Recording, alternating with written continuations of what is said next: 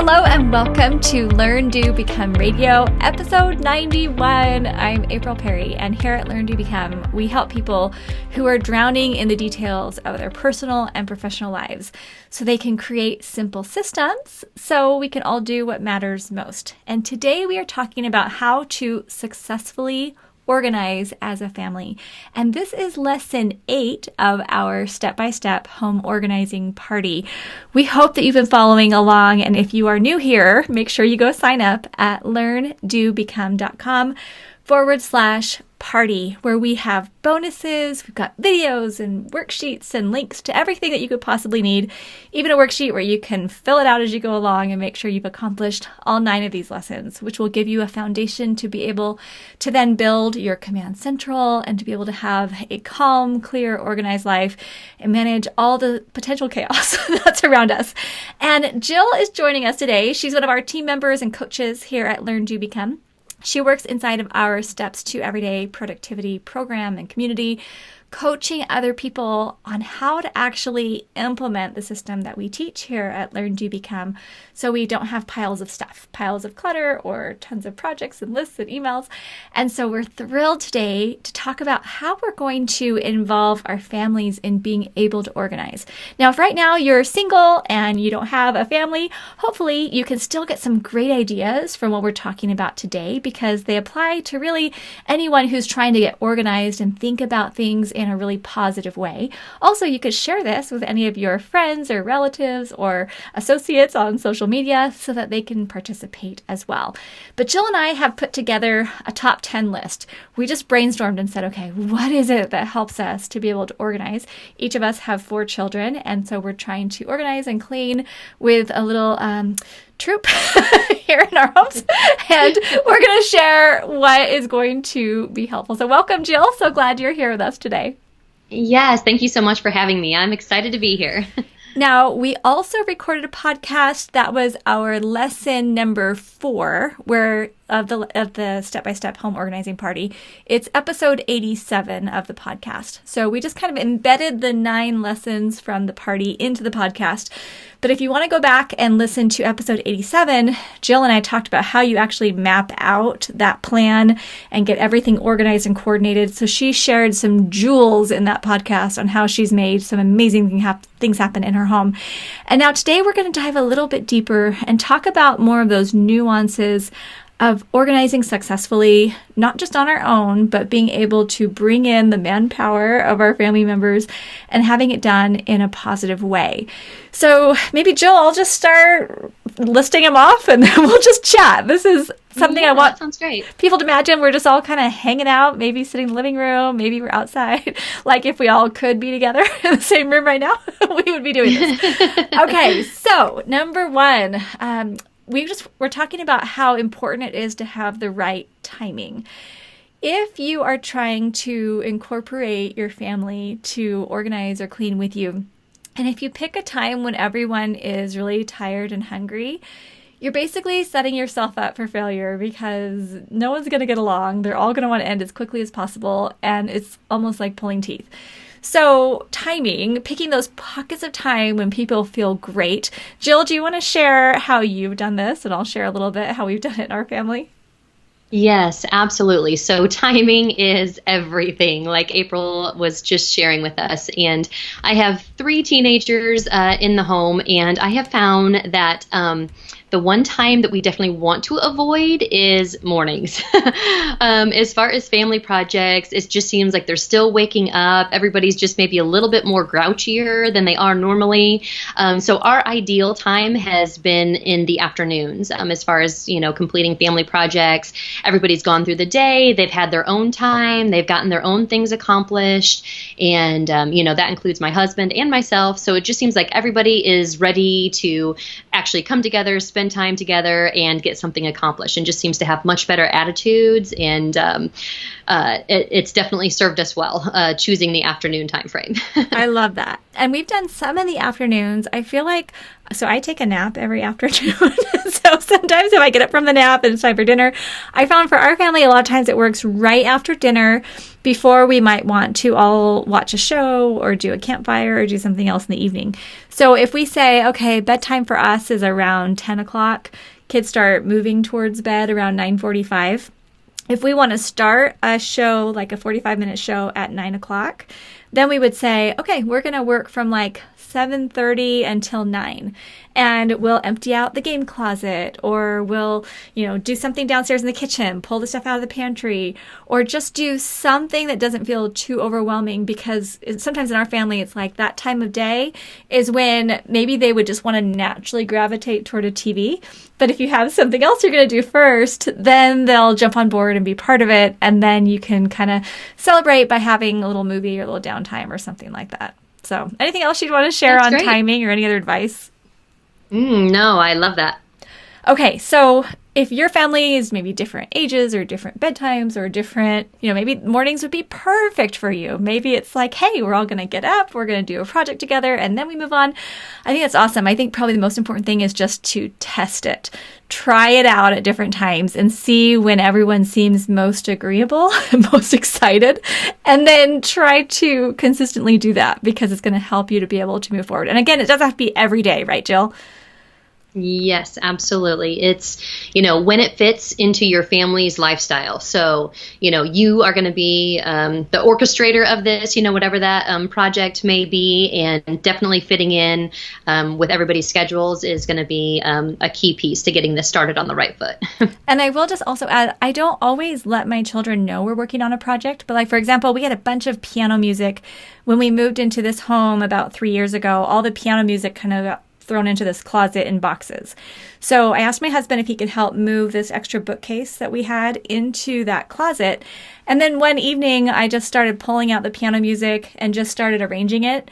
And then all of our children kind of naturally gravitated into the room, and we started kind of working together. And I said, oh, hey, can you help with this? Oh, can you put this here? And then we got it done really fast, but it was like sneaky. No one knew the project was even getting done. It just did. So having something like that where you can make it a part of your family's routine in a really natural way. Okay, number 2. Sharing the outcome vision. And this kind of goes with number 3, which is brainstorming together. So the reason we put sharing the outcome vision first is because sometimes as the parent, you're going to be the one just offering the vision and the idea. Like when you were organizing your pantry and fridge, maybe the outcome was like, hey guys, we want to make sure we know what food we have, where things go, and just kind of get things cleaned up and organized. Just a very simple vision, but they know the goal is just this cupboard and just this fridge. We're not looking to do the whole kitchen right now. We're not going into longer term food storage. We're just doing this pantry, this fridge. And then do you want to expand a little bit more on the brainstorming together and how you talk with your family about that? Absolutely. So I've just found that, if you can kind of help them to see, kind of, again, same thing as like that outcome vision, what this space is going to have the potential to be, that can really help them as far as their attitude and just how hard they're working at the project as you're going through it. So when we would go and, maybe if you're cleaning up like all of your like TV area where you guys kind of congregate and watch movies together, things like that, just encouraging them like, hey, can you imagine how fun it's going to be to come down here once we have like this pile cleaned up over here and this over here, like we're all going to want to be down here spending more time together.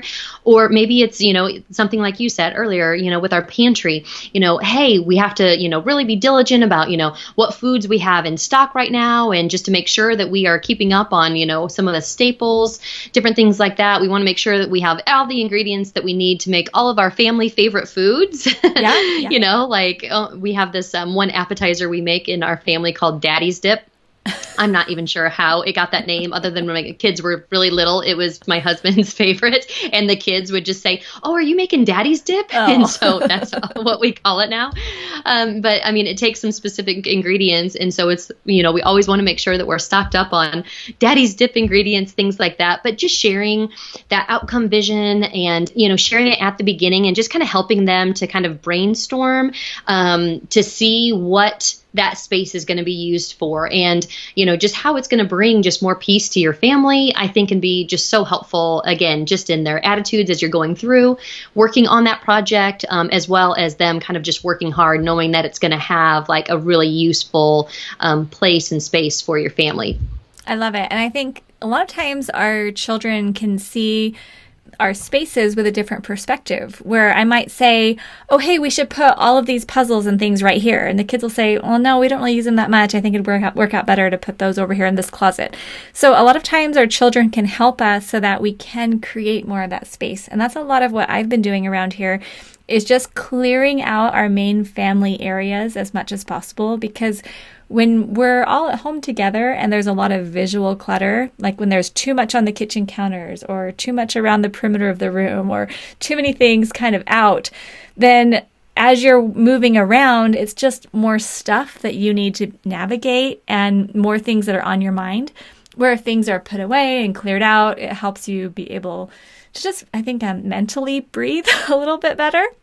And so, I couldn't agree more. Having like the children really be part of that and say, okay, we don't want this out. Where would be a good place for it? Or where do you go to look for it?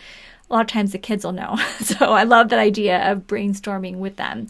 And then moving to step number 4, it's giving everyone assignments. Now, I would love to hear how you did this with your children, because the last thing you want is for like one person to be helping and then everyone else to just be sitting around wasting time, because then there's either time wasting going on, or there's maybe a little animosity of the child who's being helpful and the one who's not, ones who aren't.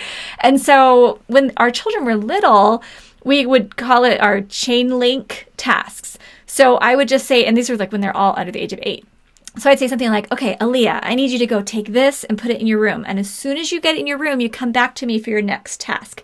And I was doing all the delegating. So I would send them on little errands, and each child, I would hand them something and ask them to do something and come right back to me. So it would maybe take, 20 to 30 minutes, and we would all work together, clear it up.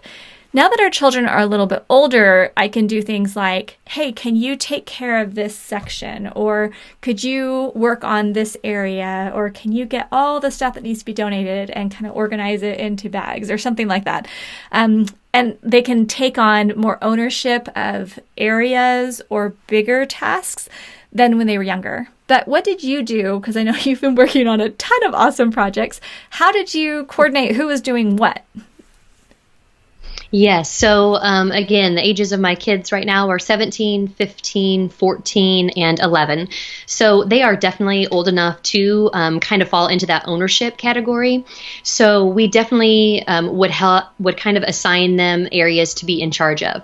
Now, to start off with, it would usually kind of start off as a group project. So kind of our simplification in going through and cleaning out different areas is to empty the entire area, and then sweep out or wipe out that area, and then to clean the area, and then to kind of put everything back. So initially, when you're clearing that whole entire area, that's something that everybody can just kind of chip in, like come in, grab something, take it out. So we kind of start with just like that group mentality.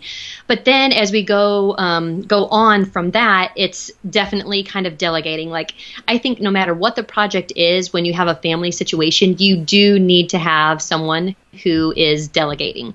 So whether it's you or your husband or maybe one of your oldest children delegating, just to make sure that everything's moving smoothly, that's definitely a key piece. But then giving them something that they are in charge of. I believe like the less crossover between the kids at those ages, the better, because, somebody's going to be saying, well, I'm doing more than them, or, it just leads to opportunities kind of for bickering or whatnot. Yeah. And that's probably true even when they're pretty little as well. But if you just give them one area that they are in charge of, like, okay, this is everything that's going to go back on the left wall of the shed, like Landon, okay, you're in charge of this whole area and organizing it into a way that looks nice and neat, and okay, here, Bo, you're the one who's out here playing with, basketball the most, like you're going to be in charge of reorganizing all the balls and putting those back in our storage cabinet here. Yeah. So just different things and kind of giving them those jobs can definitely, I think it gives us an opportunity to praise them as well.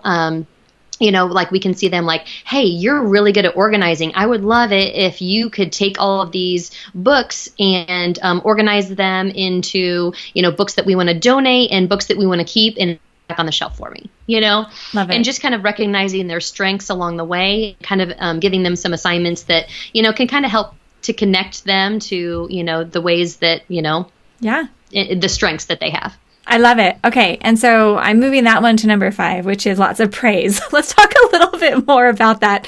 Because, Jill, I've got to be honest, I have a hard time sometimes when I'm working with my kids to be critical or frustrated if they are fighting or if they're not putting all their heart and energy into organizing like I would. You are not alone. Okay. So how do you do it? What do you do? Yeah. Yes, you are not alone. Okay, so can I tie in maybe one of the other ones along here, which is also after this one? So music. Okay. Music, okay. music. Okay. And actually these three kind of all kind of tied together because the other one that we're going to talk about is keeping the mood light. Yes. Like Okay. the one that you had mentioned Put them all about together. positive, keeping it positive. We're just going to kind of put all these together because really they all are kind of combined. So keeping the mood light, playing music, and lots of praise. So all three of those kind of combined together because number one, we play music because it just instantly lightens the mood just by playing music. Who like picks the everybody songs? just gets a little bit. Okay, so that we kind of rotate on. We don't necessarily have that like delegated, but if we just play some kind of like upbeat rock dance, you know, just something. I mean, we play so much random stuff. We might play like old time country songs. Yeah. We might play 80s rock and roll. We might play today's hits. I mean, we do all different sorts of ones. And it doesn't even really matter what the type of music is per se. It's just that there's music there and it just gets everybody just moving a little bit lighter and better. I don't know what it does, but music changes the atmosphere like instantly. So every time we do a project, we turn on the music. So Saturday mornings is like our routines of cleaning the house. So each child is assigned like a section of the house besides their bedroom. And so we all do it at the same time. So as soon as it's cleaning time, we crank on our Amazon Alexa in the kitchen and we just rock out all through the house until we're all done with cleaning. And it helps everybody to kind of keep those moods and whatnot, you know, light. So that's kind of step one. But number 2, with the praise, that one, I really think it takes digging deep sometimes as mom because I am a recovering perfectionist and I do struggle with this because when I want something done, I definitely have a vision of the way that I want it done. So this is something that I am continually working with myself on and giving myself grace with, because I know that these are, you know, up and coming adults. They aren't adults yet. They're still learning. They're still growing. They're still processing. So I make it like my mission to find the one thing that they are doing extremely well. And I mean, sometimes you do have to look extremely hard, but I make it my point that no matter what project we're doing, I make sure to give each person working on that project a compliment during it. Like that's like my mom mission during everything that we're doing. And again, sometimes it does take a little digging deep, you know, because some attitudes are, you know, can be different things. But as soon as I see them doing something good or helping a sibling, maybe they're lifting something heavy and they go to help their, you know, sibling to carry it or just whatever it may be, or whether they actually sit down and are starting to work hard sorting through those, like, it's amazing how far praise can go. And again, just letting go of perfection and embracing praise. It can just make everything flow so much smoother. And I think it's also when you're assigning people jobs, when you assign them based on their strengths. I mean, not all the time. Sometimes it's good for kids to work on things they're not automatically good at. But for example, we're working on our garden right now. And Ethan is 16, or almost, no, he's 16. He's almost 17. Okay, so we're losing track of the birthdays here. But he's taller than I am, almost as tall as Eric. He's strong. So when we were cutting out some sod and rolling it up, I mean, he took the lead on a lot of that because he's physically very strong and able. And we were also putting this cute little thing in as a decoration, and we asked Grace to paint it because she's very artistic. So she did this beautiful job getting all these things painted for the garden. And so it was easy to praise them when they were just doing things that they are naturally really good at and where they excel, maybe more than the other family members do. And it really shines during some of these projects. So I think, while you obviously want to balance, I don't always want Grace just doing the art and Ethan always doing manual labor. I want them to have a variety of activities. It is really nice to be able to work with their strengths. And I think that's, as a team leader, that's what you do anyway. You're kind of looking around at the team and saying, okay, how do we have everyone work according to their strengths? And then being able to praise them for that. I love that. And I really appreciate you bringing that up, because I sometimes forget to make that one of my lists. Yes. So, awesome. Yes. Okay, well, we kind of covered a lot there, where we talked all the way through keeping the mood light and positive. Oh, I will add, in keeping the mood light, I love talking about the memories as we're doing the work, because every time you're either cleaning a closet or cleaning a room or doing gardening or doing some kind of cleaning or some kind of organizing, it either brings out memories, like as you're unpacking things. Like, I unpacked my whole closet. I hadn't even looked at it for 3 years. When we moved in, I put everything in this office closet, and I hadn't even looked at it. So as we were pulling things out, I found things that the kids had painted for me like 5-6 years ago. And we're like, oh, remember you made this for me? Or we found all their baby pictures that I had no clue where I'd put them. I knew they were somewhere. And so we found all their baby pictures, all of these family pictures that we don't have digital copies of. And so we're pulling out these, professional photos we'd had taken. And they were just laughing at some of these different ones. And so I think, instead of just looking at it like, oh, I'm doing a job to clean a closet, you're looking at it like, let's build relationships. Let's talk about memories. Let's build the family while we do it. Like, oh, remember we used to play that board game all the time? Or remember when we used to play chess and you could even beat me when you were 5, or, whatever it was. But you're using that time to talk and tell stories. Or what does it remind you of when you were growing up? Or what were things that maybe they don't even remember? Because there are all these stories we've been telling lately. And Spencer, he's 4 years younger than Ethan. And so there was kind of like this little group of Aaliyah, Grace, and Ethan, where they were around longer than Spencer. So a lot of these stories he's never heard before. And so, like, oh, we didn't tell you that story? So the family's talking and sharing experiences. And when you add that element in, I feel like that's what makes organizing as a family so meaningful. Because, to be honest, it is easier to wait till everybody's like out of the house or asleep and then just sit down and work on something, because your brain can process a little bit better. Yes. But when you do it together and you get everyone's help and you make it a family strengthening experience, I don't know. I just think that's what makes it desirable for me. So I want to do it. Any thoughts on that? Oh, that is incredible. Thank you so much for sharing that. And such a huge piece. And it has been interesting as we've kind of been going through and doing some things. We've just had some neat memories come up for us as well. And, it's just one of those things. It's just, you haven't thought about some of these things in literally years. Mm-hmm. And then it's just like you open up this box and you're like, oh my gosh. and you're right. It just opens up the door for just storytelling, whether it's, maybe something from your past or when you and your husband met, or, mm-hmm. just different things like that. And I mean, it is so fun to just go down and just share those memories. And I think sharing stories like that, it builds the family. And, they talk about so many times now, especially with teenagers, about the need for connection and the need for belonging. Yeah. And so I think when we take those opportunities to share memories like that, especially from their younger years, and, just letting them know where they came from, and just how it just solidifies how important they are to your family, mm-hmm. when there's so many things, coming at them in media and, just different things that can tear kids down these days. I just think that those type of things can really build them up in a way that we can't even truly recognize the depth of, and just how that really can help them to know how important they are, and just what a key piece of this family that they are. And just going back and reliving those memories can really be a huge piece in that. So thanks for bringing that up. That's definitely I love what you said. And I think what this does is it brings a whole nother dimension to what we're talking about today. Because while the topic is, hey, learn to successfully organize as a family, and people might be envisioning this perfectly clean house that would totally belong on Pinterest or whatever, and, get all kinds of likes on social media, that's really not what we're talking about. We're talking about why we want to create an environment where not only the environment is enticing and beautiful and a pleasant place to be, but the process of creating the environment is something desirable.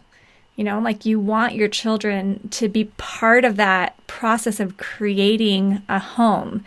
And when they're part of it physically, like, you know, right now we're planting vegetables.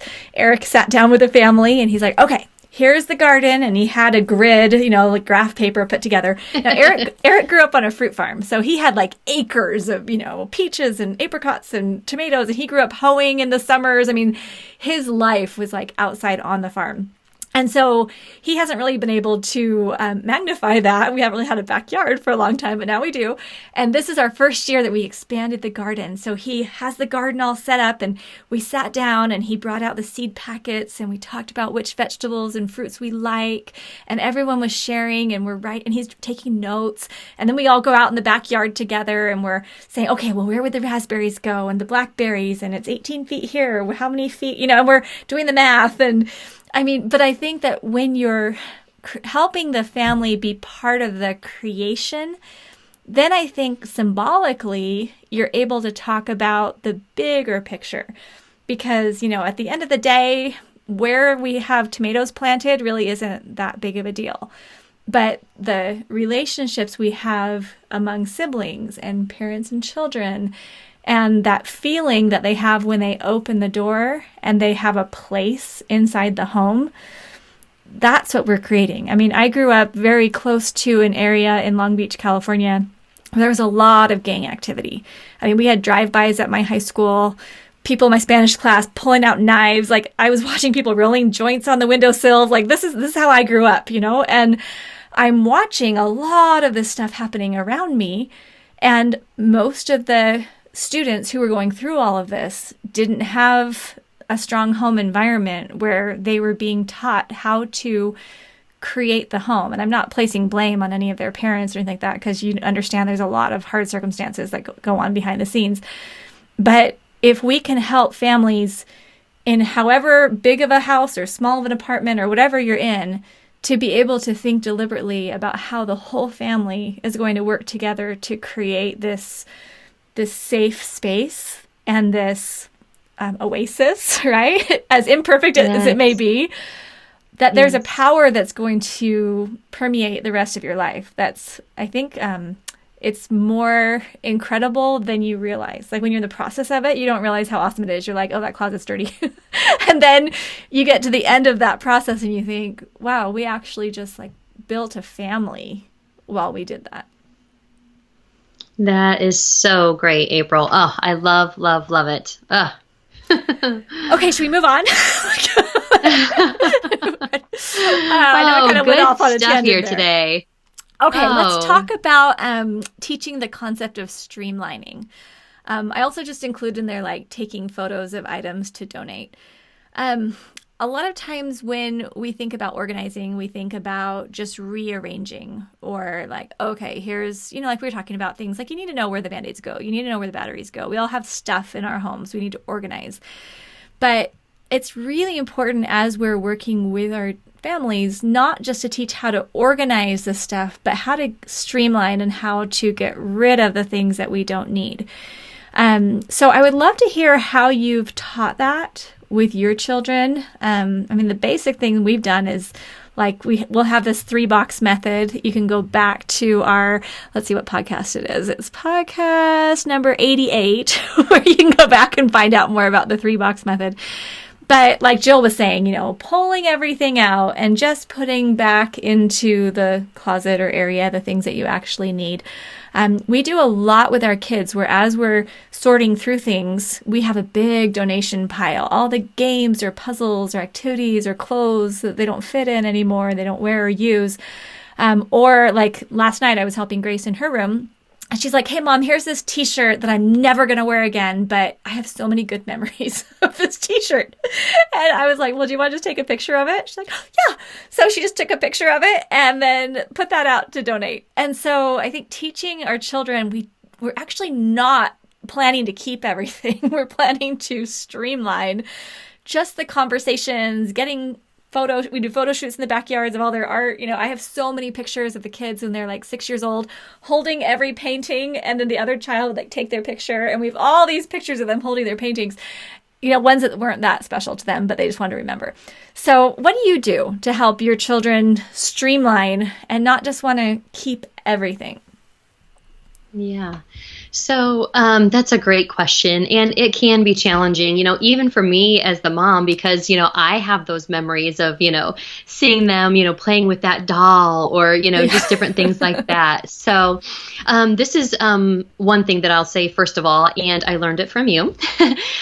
So we have adopted the 4-box method, so to speak, for each child. So 0 to 5, they get a box, 5 to 10, 10 to 15, and then 15 and beyond, basically. Yeah. So my husband and son went into our basement and kind of remodeled this one side and just kind of made some wood shelves that are really nice for all of our storage tubs.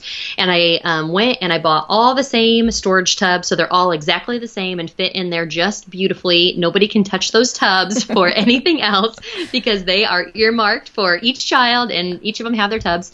So we asked them if it's something that, you know, they want to keep. I mean, if it was something super special to them, they do have a place where they can keep it. Even if they're not playing with it anymore, it can go right down there into their tub. They know exactly where their tubs are. And it's also fun for them to go back in to have it really easily accessible, so they can pull out their tubs and kind of relive some of their, you know, childhood, you know, favorites, whether it's a little Spider-Man or a doll or a blanket or just different things like that. They have a space where they have all of their individual things stored safely for them. So that's number one, knowing that they have a safe place to put those special items that they just truly don't want to get rid of. The other thing that we ask is, it's something that they still play with? Is it something that they still find joy from, you know? So whether it's board games and they're like, gosh, we haven't played this board game in probably 2 years. And I'm like, you know what? That's probably an opportunity. I mean, think about how much fun we did have with that game. You know, by us holding on to it, we're preventing some other child from having as much fun as we did with this board game, you know? So just putting it into perspective like that with the donations, and always letting them know that, you know, yes, we've enjoyed this, and now it's time to pass it on so somebody else can enjoy it. And whether it's, you know, like a favorite sweatshirt or, you know, just different things like that, just focusing on the joy that it's going to bring another family by passing it along is really, really helpful. And then, with the 3rd box, you know, just things to toss. You know, that one's pretty self-explanatory. If it's tattered, if it's torn, you know, even if it's special, like you said, you can always take a picture of it or, you know, things like that. But if it's kind of beyond its usefulness, then, you know, of course we do go ahead and toss that. But like you said, our donation pile is just a constant in our household, and it's great to just know that it's there and we have a place where we can go. And instead of kind of having that dread of, you know, letting something go, I think we've all kind of adjusted our thinking, and it's just focusing on the joy that it's going to bring somebody else. I love that. And it's so funny as you're talking about the photos, I was remembering back. So Ethan, he is like super, like gifts are his love language. And he loves having a little memento to remember an experience. And even like candy wrappers. He was saving every candy wrapper because he wanted to remember the experience of like eating that piece of candy. It was like super funny. Like I go in his closet and there's this Ziploc bag full of very nicely organized candy wrappers, like so many candy wrappers. And I was like, Ethan, do you really want to keep like all of those? And he does have a box. Like you could keep them in your box. And he's like, well, I guess I don't really need them, but I liked this one because they had this special kind or this. And he really just, there was a reason for every candy wrapper. So he did a full photo shoot of every candy wrapper, and then he was good. He was fine. Get rid of them. But, you know, I think it's being respectful to our children. Like I like how you said they have a safe space with their tub where, hey, if you really want that, you've got it. And this is how much space. So if you have too much in it, you might want to streamline and get rid of some of it. But if some of it's really important to you, let's go ahead and give you that place to put it. And I know I talked with a friend of mine, and she said, in our family growing up, we had no place to put anything that was important to us. Even things like birth certificates and graduation, you know, or diplomas, like our parents didn't keep or organize any of it. So as the kids, we were trying to figure out some kind of a system to preserve these things because our parents just didn't have anything for that. And so I think having something like a simple system that's just, hey, here's a box or a tub or something for these years, something as simple as that can help parents who might be overwhelmed by other things that they're doing to at least have some place in their mind to say, okay, just stick it in the tub. Like, I'm not a scrapbooker. I don't have beautiful binders for everything. We just have everything labeled in boxes so we can find it. It's not beautiful. I'm not good at like art and framing and all of that, but at least the kids can find it. And then if they want to frame it or scrapbook it or something in the future, they can. But I'm just going to support them the best way I can, you know? And I think it's like being, like you're saying, giving ourselves grace. It's okay if I don't have every single thing in shadow boxes or whatever framed for them. Yes. I at least have it like organized by year, like by period of time. And that'll be okay. Yeah. Okay. That's fantastic. Can you talk about how it fills the bank? I know this is kind of going back as we're talking about the praise and the music and the positivity that we want to create. But you had emphasized how it alleviates stress. And even if they can't see a point in a project, like that, they understand it's a way to serve our family. Can you just expand a little bit more on that and let us know how you communicate that to your children, or maybe share an experience so we can understand how that works? Absolutely. So, you know, as we're going through life, you know, as adults, I think we definitely have a bigger perspective, and we understand the concept that, you know, there's going to be times in life, you know, at different jobs that you have throughout life or through different experiences and different classes that you take, that you're going to be going through situations where you may not necessarily like the task at hand that you have to do. Yeah. But you know what? You still just have to get through it, and you still just have to do it. So, you know, as we're going through some of these tasks, of course, the kids are going to feel like, okay, I don't see the point in this. Why are we doing this? You know, different things like that. So we just kind of had, and this is just kind of like, we did have a conversation on this, but this is just something that is a kind of a continual thing that's brought up in our family. And just to kind of reinforce the concept of serving, you know, like whether you're young, whether you're old, we truly feel that serving ultimately will bring you joy. Like when you can serve someone else, like that is the greatest source of joy in your life. You know, like, oh, if you're not happy about something, okay, you know what, go and do something for someone else. Because you know what, there's no way that's not going to bring joy into your life by doing something for someone else.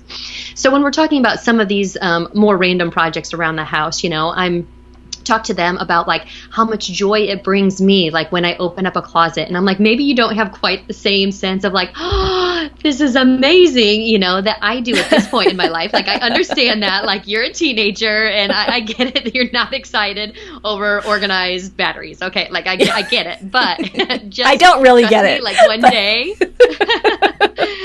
So I just talked to them about like how it is just a great way to serve me and bringing me joy, and to serve our family just by bringing that organization, because it alleviates stress that they don't even know is there. Like sometime in the future, you're maybe running out the door and you're needing something really quick, and it's just like, oh, I know exactly where that is. You can run in, grab it. Like it's just an opportunity for our family to avoid stressful situations in the future. Oh my gosh, and so smart. We kind of talk about this further too, like, okay, maybe you don't understand the point, but we're asking you to do this. And by doing something for somebody else, you are putting deposits, or in other words, filling the bank for that person or your family. So Larry and I used to teach a marriage class, and they always used to talk about the love bank, and talking about the different ways that, you know, just everyone is created. And, you know, like you were just talking about Ethan and how he just has the gift, like gifts is his big love language. Yeah. You know, different people have different love languages, and, you know, you need to make deposits in that person's love language in order for them to feel that sense of love. Well, we've kind of taken that concept into like our family as well. Like, okay, like, hey, if you want to do this something extra, you know, like what deposits have you made into the bank account in order to make that withdrawal in the future? Yeah. So, I mean, I don't want it to sound like it's like bribery or anything like that, because it's not. It's just about like the bigger concept of like doing good for others is always going to come back and affect you in a good way. So like if, we're doing a project and, this one child was super helpful, putting in a great effort, I'm going to remember that if he asks like, hey, I know I'm supposed to be, going, I'm not even sure. Like, hey, can I go to the movies tonight with my friends? Well, maybe we weren't planning on him going out that night or something, but because he had made such a big deposit that week, being such a hard worker, taking extra initiative, being extra diligent, on his homework that week, like all of those different things make deposits in his bank. And it's nothing that we keep track of, but it's just kind of those, the feeling and the experience. Like when you're doing projects together, you can tell who's putting deposits in and who's making withdrawals out, like the complainer, not working hard. If you have to be after them the whole time, okay, those are making withdrawals during that whole concept. So maybe later that day, maybe it's my youngest and he wants some extra time to be on technology. You know what? We really didn't see a good attitude and good effort today when we were all on this family project. So the answer is no today. You're not going to be able to have any extra, time or whatnot. And, it's, again, not anything that we specifically keep track of, but it's just about that bigger concept of serving one another that hopefully they can take into like future relationships to remember that they need to be continually putting deposits into other people and helping others, because it's just always going to bring them ultimately more joy and happiness in their own life when they're able to serve others. Yes. Does that make sense? So much sense. Well, in the book by Simon Sinek, there's one called Leaders Eat Last. And he talks about the actual brain chemistry, looking at dopamine and oxytocin and talking about how people are made to be in groups, to be in societies, and that's communities, that's families, organizations, right? We're not made to be solo. And so teaching children how to behave in a family setting, it is going to help them. I was talking with someone who's a manager of a big team at their job, and they work for a local government. And they're like, oh my goodness, there are some people who are just not team players. They're like, no, I don't want to help. No, I'm not doing that, and those people's jobs are now at risk, because if you're managing a team, and I mean, this situation, it's government money that you're responsible for. And if those people aren't stepping up and doing what they have agreed to do as part of their job, they're not going to be on that team. And anyone who's working on a team, I mean, just in working on our Learn to Become team, where we can trust each other, where each one of our team members does such a good job, and they check in and they let people know, and they work and they support. I mean, I love each of our team members because everyone is really unselfish and they're just trying to do the best they can to support each other. And when you can teach children how to do that in a family setting, they are going to learn those skills. And I love that, like that bank account, that emotional bank account. And Stephen Covey's book, 7 Habits of Highly Effective People, he talks about that a lot, this emotional bank account. And it's not something that's, written down. You don't get a bank statement once a month. You can't go check and see how are my deposits and withdrawals. It's more of a sense of, how's that relationship doing? And then just going back to what you'd said earlier, there's lots of praise that you're giving. I feel like these opportunities of working together on these family projects and organizing together, it gives you very specific opportunities to make these deposits of praise and give your children like legitimate reasons why you're praising them. You're not just like, oh, good job on that video game today. You're like, hey, you actually did something that contributed in the real world. I mean, you can also praise them on their video games, which I think my boys would love it if I praise them on their video games. But I love that it gives you these opportunities to show them, hey, this was really good. You did a really good job here. And these skills are going to serve you well as a roommate or as a spouse or as a parent, or as a team member or a leader in the future. And then our number 10 is celebrate. Okay, I've got to hear from you how you celebrate, because I think having really great celebrations, not for every little thing. Obviously, we're not going to, have a party every time someone cleans a closet or does something like that. But I do think it's important to celebrate more. And I will just tell you, my tendency, even on just my own projects, is I get something done and then I'm thinking, okay, what's next? Like, I have a really hard time stopping and like congratulating myself or patting myself on the back or acknowledging the good I do. I'm not really good at that. And I would love to know, and I think I'm kind of making that probably a challenge for some of my children too, when they're like, oh, mom's just always asking me to do stuff, but we don't celebrate enough. So what do you suggest?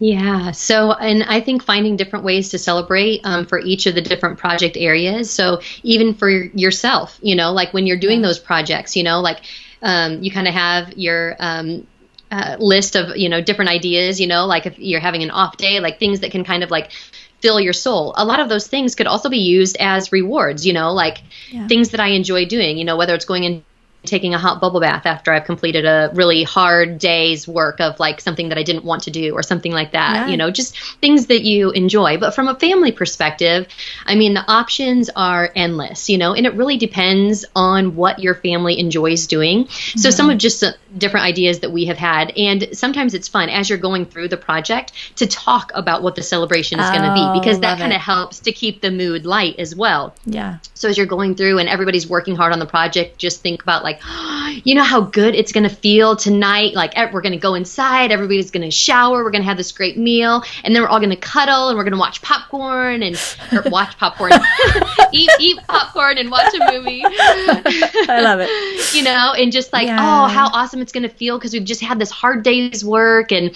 just getting the kids excited about feeling like, yeah, you're right. And then when you're in the celebration, just like, doesn't it feel so good today? Recognizing, all of the hard work that went on that day of, like what was accomplished, and, just having them take a moment and say, doesn't it feel so good right now that we accomplished all of that today? And you know what? They're all like, yeah, I didn't like it when we were doing it, but it really does feel good now, and like, for them to acknowledge that, oh my gosh, you did such a good job of hard work. And it doesn't always have to be food related, like sometimes we'll do like something super fun, like popcorn or ice cream, for dessert or something like that. Or spike ball. Our kids love spike ball. And so we'll get out the net and go play, something like that. Yeah. Like doing a family, like favorite game night, something like that, or playing cards, just any kind of like fun family activity, just to recognize like, hey, we've worked hard. Now we need to celebrate that. And just because I think it is so true. And I'm very much like you in that sense, April. Like sometimes I have to remind myself to be like,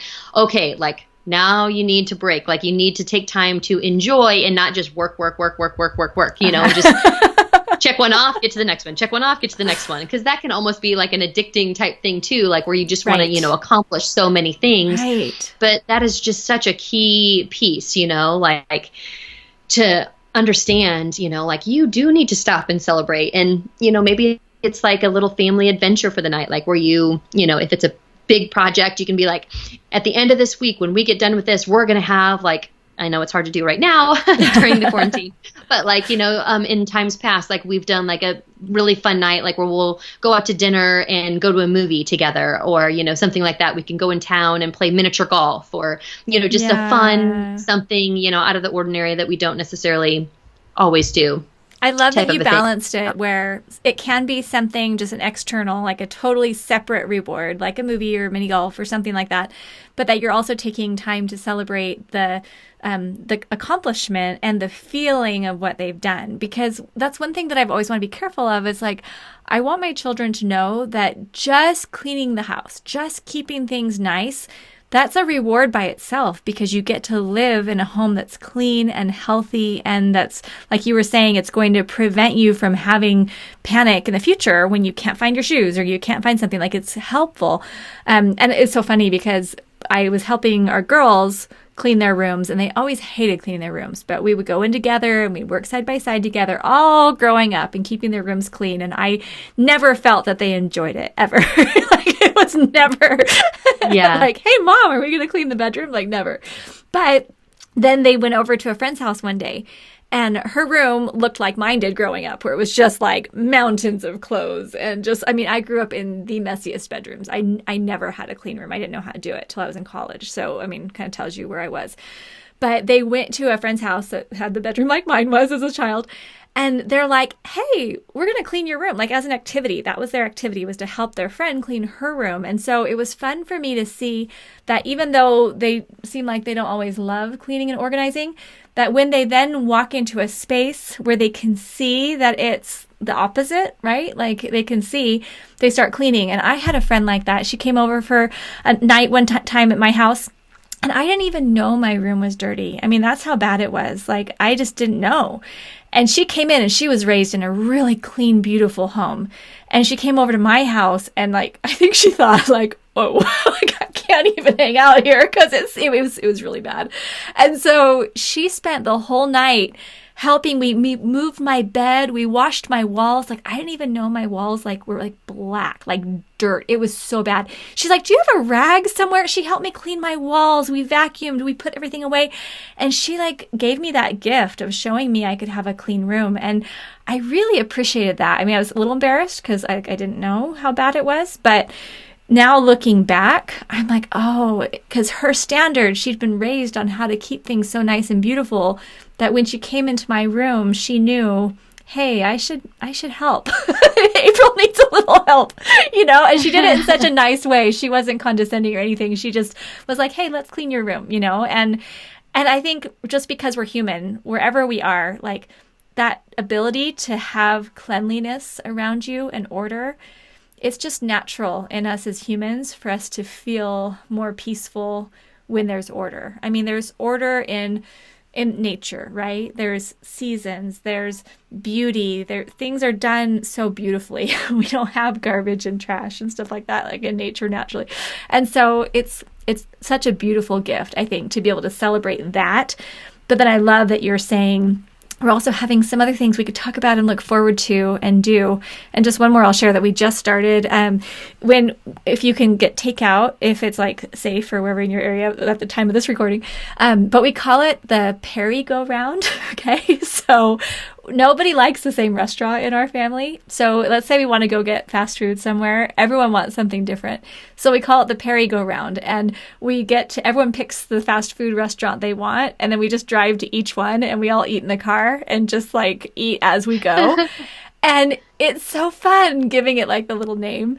But then that way people are like, oh, they want tacos and I want a salad. And so we just kind of, and sometimes people it overlaps, but we're like, hey, we're going to do this thing and then we're going to go have a Perry Go Round tonight. And then everyone gets like super excited, like, oh yeah, we're going to, go do that. And so we don't do it all the time, but it's just having something that feels fun for your family and something that gives everyone a lift. I think we need more of that in our families, like that lift, that lightness, that happiness. Yes. And okay, so we just finished our top 10. Any kind of final words before we close off? I know we had a lot to say on this. It was super fun. Oh my gosh, we sure did. I just think I love so many. I think that we just covered so many foundational principles and just really talked about how much of a bigger topic this really is than just like having your kids help you clean. Like that's not it at all. You know, like you said, I mean, it really comes down to your family foundational principles and building upon those and, building strong people who are going to go out and be successful in this world one day, knowing that they came from a strong family and they have so many of those I just keep coming back down to the word foundation. I just think that this is just one of those things that helps our children in such a deeper way to build that strong foundation, like moving forward. I mean, it's such a simple concept. You just think like, oh yeah, I just love to know how to have my kids like help, with the whole organizing process, but it's just helping them to build that strong foundation that's going to serve them in ways that we almost can't even put into words. Yeah.